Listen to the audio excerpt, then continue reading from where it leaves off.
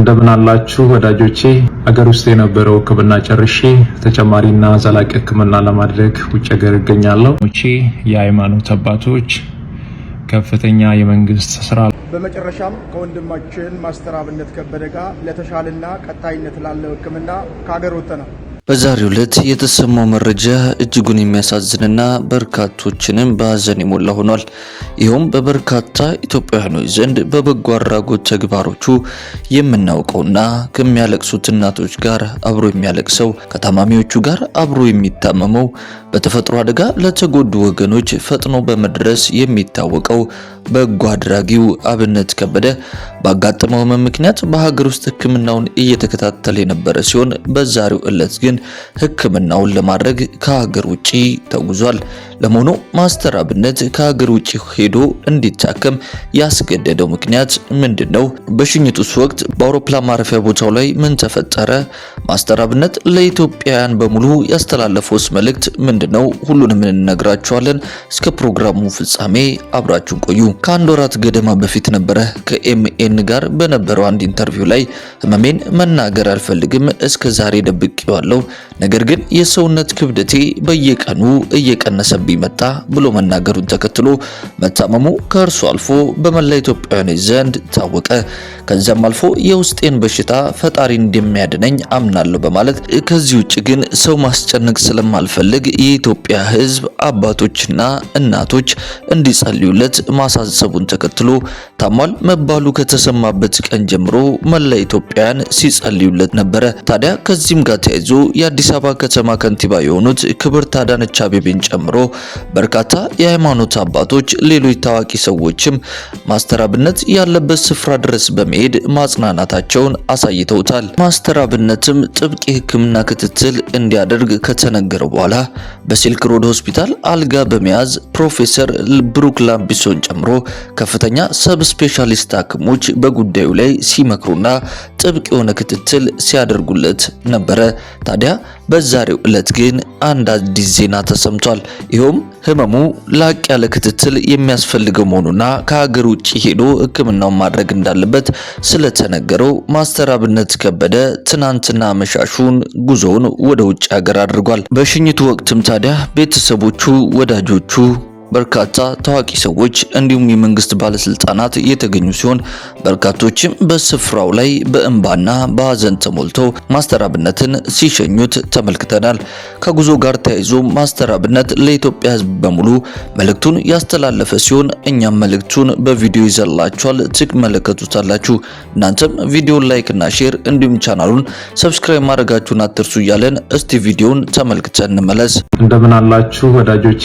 አገር ውስጥ የነበረው ሕክምና ጨርሼ ተጨማሪና ዘላቂ ሕክምና ለማድረግ ውጭ ሀገር እገኛለሁ። በሁሉ ነገር ከጎኔ የቆማችሁ መላው የኢትዮጵያ ሕዝብ ሀገር ውስጥም ውጭም ያላችሁ እህት ወንድሞቼ፣ የሃይማኖት አባቶች፣ ከፍተኛ የመንግስት ስራ ኃላፊዎች እንዲሁም ውጭ ሀገር ሄጄ እንድታከም ሙሉ የሕክምና ወጪ የሸፈናችሁ የቅርብ ወዳጆቼና ቤተሰቦቼ፣ በሽኝት ፕሮግራም ዛሬ እዚህ ያልተገኛችሁ ለሕክምና የከፍተኛ ድጋፍ ስታደርጉ ከጎኔ ሆናችሁ ስታስታመሙኝ የነበራችሁ በሙሉ እግዚአብሔር ይስጥልን። እጅግ በጣም ከልብ አመሰግናለሁ። አንድ ነገር አምናለሁ፣ እግዚአብሔር የዚህን ህዝብ እንባ አይቶ ጩኸታችሁን ሰምቶ እኔን እንደሚፈውሰኝ ለምስጋና እንደሚያቆመኝ በእግዚአብሔር ላይ ሙሉ እምነት አለኝ። እግዚአብሔር አሁን ባለሁበት ሆስፒታል ላይ ቀድሞ ገብቶ በሐኪሞች ላይ እሱ ሆኖ እንደሚፈውሰኝ እንደሚያድነኝ አምናለሁ። እግዚአብሔር ከናንተ ጋር ይሁን። እግዚአብሔር ከኔ ጋር ይሁን። ለምስጋና ያብቃን። አመሰግናለሁ። ውድ የክርስቲያን አዲስ የዩቲዩብ ቻናል ቤተሰቦቻችን በቪዲዮ ላይ እንደተመለከታችሁት እንግዲህ በበርካታ በጎ አድራጎት ስራዎቹ የምናውቀውና በርካታ ኢትዮጵያውያኖችን እንባ ሲያብስ የነበረው ማስተር አብነት ከበደ እንግዲህ ታሟል ከተባለበት ቀን ጀምሮ መላ ኢትዮጵያን ምን ያህል ስለሱ ጤንነት ሲጨነቁና ሲጸልዩ እንደነበረ ሁላችንም የምናስታውሰው ጉዳይ ነው።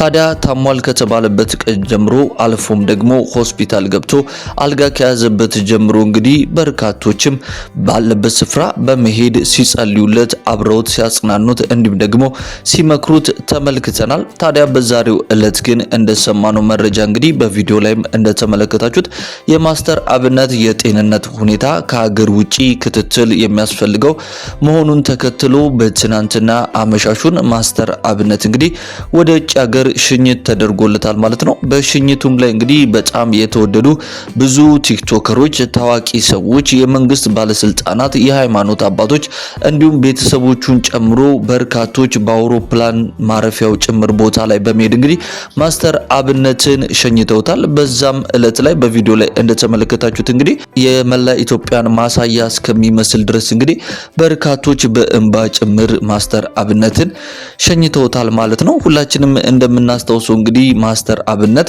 በበጎ አድራጎት ስራዎቹ በተለይ ደግሞ ቲክቶክ በተባለው ማህበራዊ ድረገጽ ላይ ለታመሙ ሰዎች፣ የተፈጥሮ አደጋ ለደረሰባቸው ሰዎች፣ በተለያዩ ችግር ውስጥ ላሉ ለአካል ጉዳተኞች እንዲሁም የተለያዩ የገቢ ማሰባሰቢያዎችን ሲያደርግ ተመልክተነው ነበረ። ታዲያ ከዛ በኋላ ባጋጠመው ህመም ምክንያት በሆስፒታል ገብቶ ሕክምና ክትትሉን ሲያደርግ ነበረ።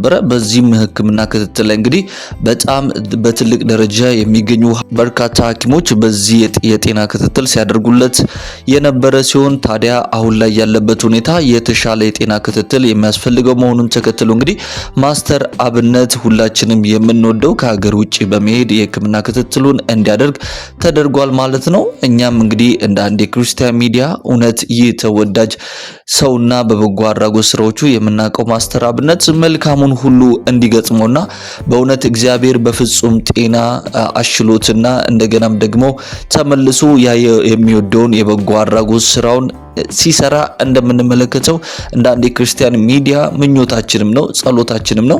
ውድ የክርስቲያን አዲስ የዩቲዩብ ቻናል ቤተሰቦቻችን ይህንን ድምጽ የምትሰሙ ሁላችሁም እንግዲህ ማስተር አብነትን በሄደበት ስፍራ ሁሉ መልካሙ እንዲገጥመውና እግዚአብሔር ፈጽሞ ጤንነቱን አሽሎትና መልሶለት ዳግመኛ ወደሚወደው ህዝቡ እንዲመለስ እንግዲህ በያላችሁበት ስፍራ እሱም ቀድሞ እንደተናገረው ጥብቅ የሆነ ጸሎታችሁን አድርጉለት እያለን በዛሬው ፕሮግራማችን እንግዲህ በበርካታ ኢትዮጵያውያን ዘንድ በበጎ አድራጎት ስራው የሚታወቀው ማስተር አብነት ለተሻለ የሕክምና ክትትል ከሀገር መውጣቱን ተከትሎ ወደ እናንተ አጠር ባለመልኩ ያቀረብንበት ፕሮግራም ይህንን ይመስል ነበረ።